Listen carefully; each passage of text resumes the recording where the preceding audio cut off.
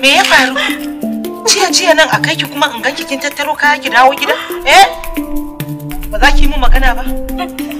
A'a. Kawai sai ki ta so kuka kawai ki kwaso kaya gida. Ba ki muka yi ne a gida. Wayar yin nan ne fa.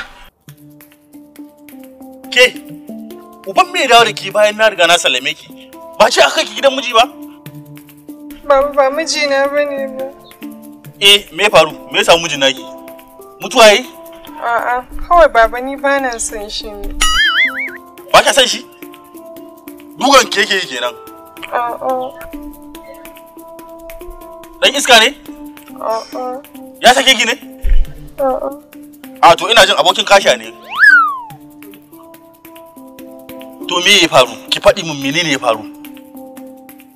Daman jiya ne bayan an kawo shi ɗaki. Sai ya ce wa in tashi mu je mu yi alwala mu yi sallah.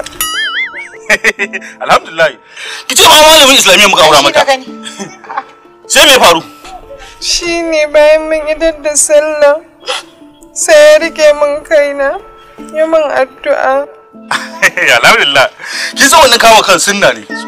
A lokacin da an kama kai, ki san masu wayo sai su yi addu'a, wani su yi da Larabci wasu su yi da Hausa. Duk da yaran da kaga dama, kana iya cewa Allah ka azurta ni da alkhairinta. Ita matan kenan da kuma alkhairin ta zo da shi.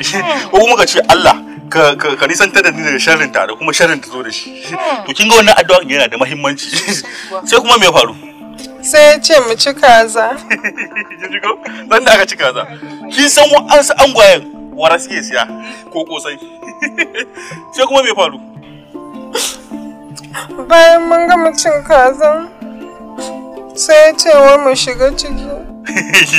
Fatan dai ta kin san addu'a dai lokacin ne. Shi kuma ake wani addu'a. Kin gane?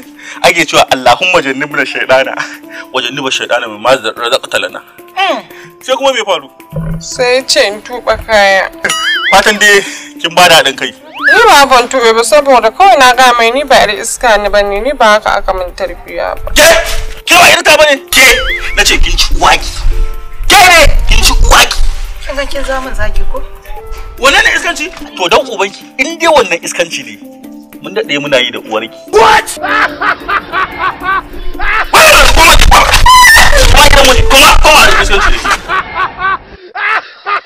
Ku danna subscribe domin samun sababbin daɗaɗɗen shirye-shiryenmu. On our YouTube channel at Attajiri TV. Don't let behind. Rush and hitting your